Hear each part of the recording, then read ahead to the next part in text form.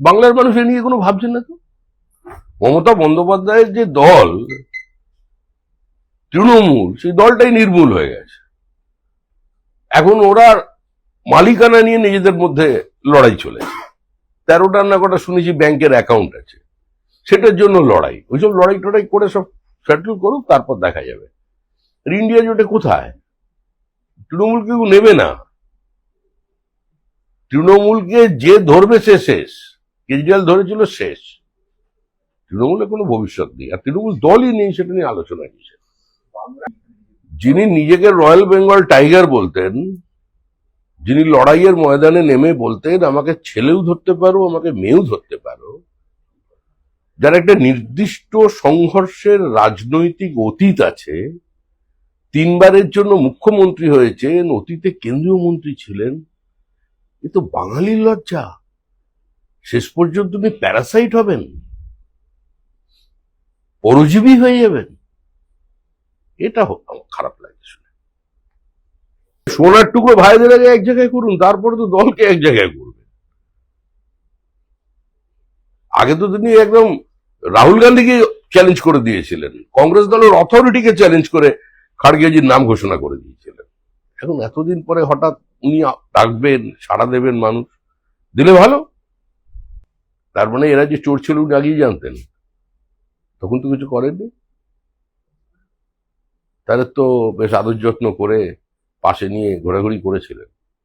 এইসবগুলো মানুষ শুনছে, শুনে হাসি পাচ্ছে।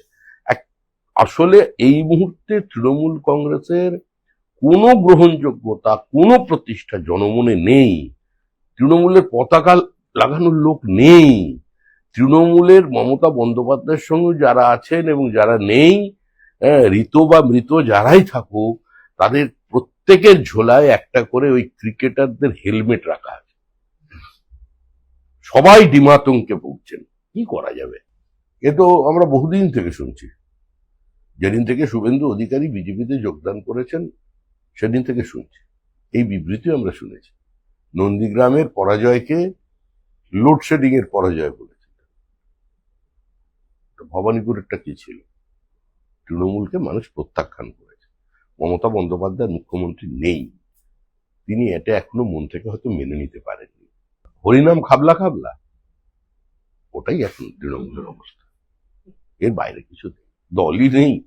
আর 21শে জুলাই যাদের জন্য করা, সেই আত্মারা ওপরে মানে চমকে চমকে উঠছে যে কাদের হাতে পড়েছিলাম, এদের সঙ্গে থেকে প্রাণ দিলাম।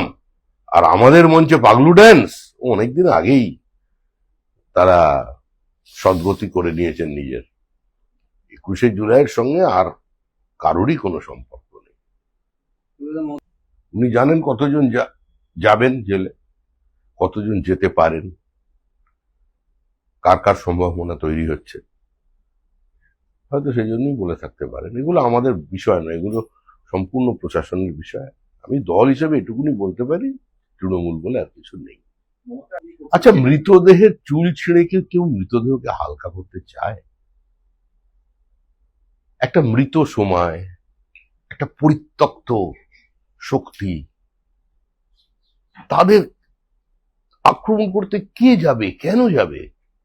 এগুলো বলে একটু ভেসে থাকার চেষ্টা করছে। নেই, তৃণমূল নেই, তৃণমূল থাকতে পারে না।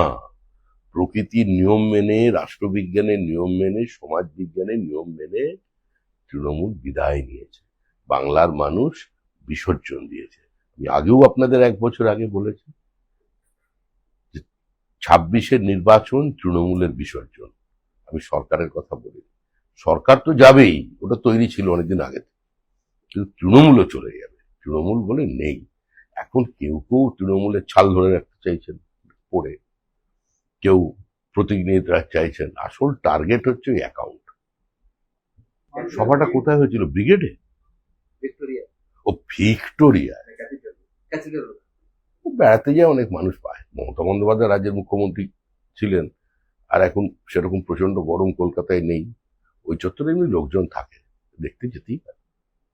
কিন্তু ওদের দলের যিনি নেতা আছেন তিনি বলতে পারেন, আমি কি করে বলবো? আমি তো বিজেপির কথা বলতে পারি, আর আমি এনডিএ নেতা নই, আমি এনডিএ জোটের কেউ নই। আমি জানি পশ্চিমবঙ্গে বিজেপি একা লড়ে নির্বাচনে জয়লাভ করেছে, আমাদের কোনো মানে শরিকের প্রয়োজন হয়নি, একা বিজেপি লড়েছে। আমাদের এই জয়টা এনডিএর জয় আমরা বলেছি, কিন্তু লড়াইটা ওখানে বিজেপি একা লড়েছে।